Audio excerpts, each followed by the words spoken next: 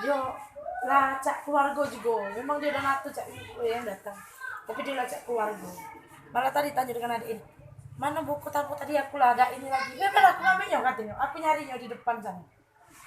Malah dia yang kita itu malah deket. Jadi ya alhamdulillah yang banyak yang deket memang walaupun dia tamu walaupun bukan keluarga. Bila jenguk kita deket dengan kita pun naik tebing itu langsung kami salib. Dia tak mikir lagi yang penting anak-anak kita. Pokoknya ada cukup lebihnya yang kecil.